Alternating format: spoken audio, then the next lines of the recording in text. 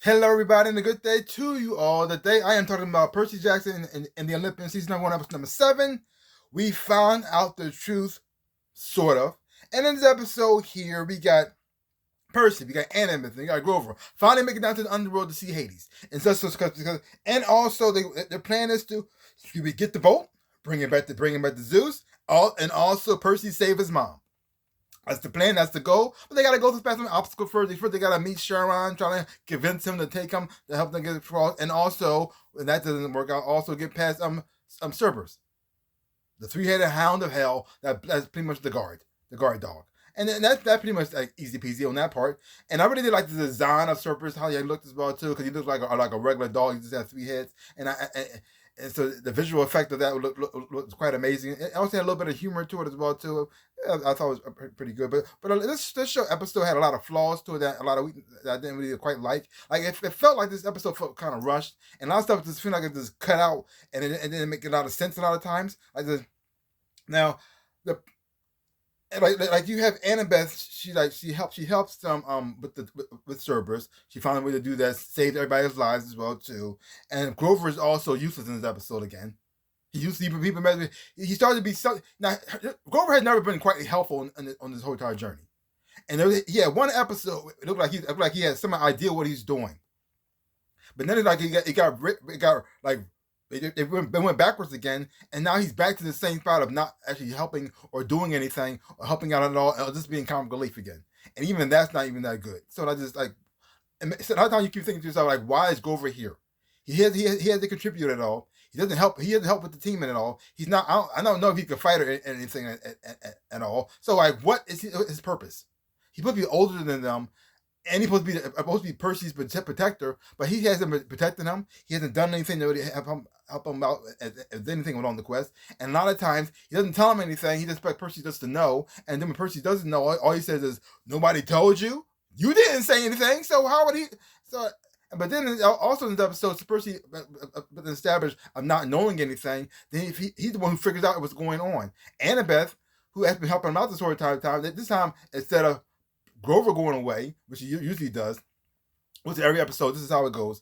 Grover goes away. He got to tie his shoes, or he got to get some hot dogs. He got to go to the bathroom. He got to wash his hands, or something. Yeah, he got to do something. And then it's up to Annabeth and then Percy to save the day and fix the problem. And then Grover shows up. I'm back. My hands are clean. I got my hot dogs. Who wants pretzels? And then they move on to the next mission. They move on to the next place.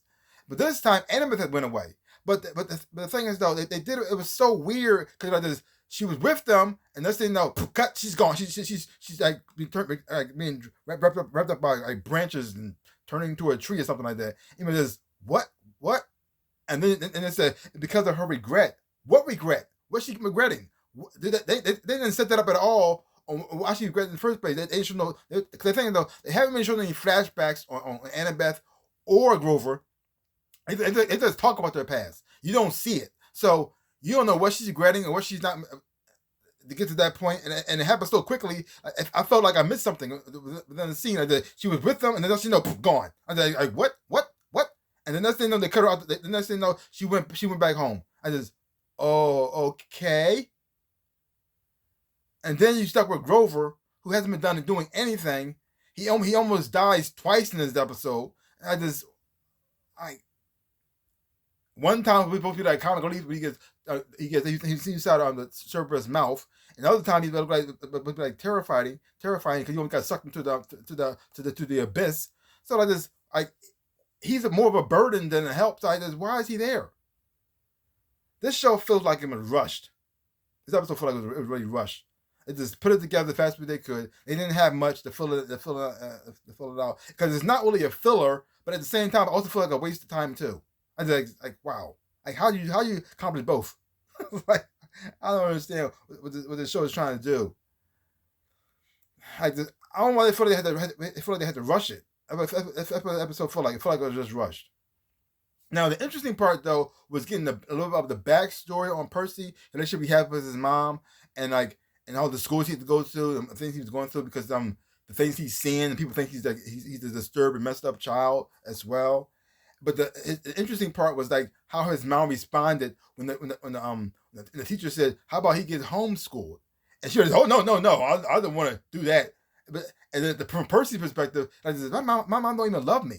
She don't want me around her. What kind of mess is this? And then at the same time, every time they keep showing a flashback, they're showing something negative between her and Percy. But you got Percy in the present trying to find his mom. So it makes it seem like the way the thing is setting up, it makes it seem like Percy shouldn't be trying to find his mom.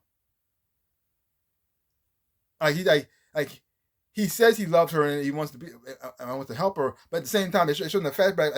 It's always just a bunch of negativity between them. So does he love his mom or not love his mom? The show's not really like demonstrating that like clearly. Like this, is he doing it out of guilt? He's doing it because he actually loves his mom. Do you feel as though he's being punished for how he treated her? So he had to go to this quest to save her because of that, or does he just loves his mom? He wants to make sure she's safe. Because the clips are saying that y'all didn't really get along that well. He didn't understand why you didn't want him. You wasn't telling his mom wasn't telling him anything. So I just from that point of view, it looked like they were very dysfunctional. So I was just weird that flashback and then the present. It was kind of like because I think though put me trying. I mean, the flashbacks put me trying to tell us his motivations or trying to save his mom. But these flashbacks made you confused. Like this, does he want to save his mom because he loved her, or because he's just feel guilty because he wasn't a good kid, or he trying to prove something to her? I don't know. I was weird too. This I don't know why it's so hard to adapt this book, because it's pretty easy, but at the same time, I feel as though I don't blame the writers a lot of times for this. Because there's potential with this show. There's some things in this show that actually is pretty good.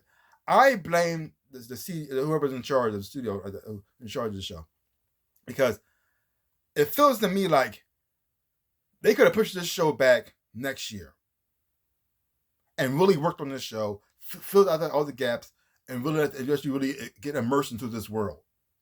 But it feels as though because of the writer's strike, and it had a window that said we got to finish it by this time, and you got to finish by this time, and so they just put this thing together as fast as they could. They probably started on a little bit, but they had to stop or something, and also they try to make sure they get it done for the kids age up too fast. I don't know. It just seemed kind of odd to me how they did this show. In this episode right here, wasn't good. Because like I said, it has moments in here. Because the acting on the show isn't bad. It actually is pretty good.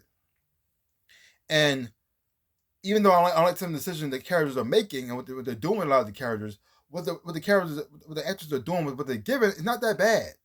It's just that the way the story's being told is just weird. And it's so dependent on you have read the books that it's like you said, okay, well, we could give you the cliff notes and you need to know the details. Or we usually give you the bridge version of the book, and that'd be fine enough. You could figure out the rest on your own. If you have read the books, you could fill in the blanks yourself. That was just kind of messed up because you haven't read the books. You're looking at it like this. What just happened? I don't think it translates well, but I could be wrong. I don't know. But it's just, to me, this episode felt very disjointed. It didn't feel right. So leave comments down below. Let me know what you thought about this episode of Percy Jackson and the Olympians. If you haven't watched it, check it out for yourself. Hope you watch it. You will enjoy having watching it too. Give my channel a like, hit the thumbs up, shaboom, and subscribe to my channel and share. I really do appreciate it. Also, links down below. Connection to my social media. You want to follow me there? I really do appreciate it as well too. And also to my stores where I sell things, my shirts and socks, everything else and whatnot. This is one of my shirts right here. This is my NinjaRabbit shirt. Many others as well. See some stuff out and stuff. I really would appreciate it. Like I always say, in my dreams and real life, I am the NinjaRabbit. Peace out, people.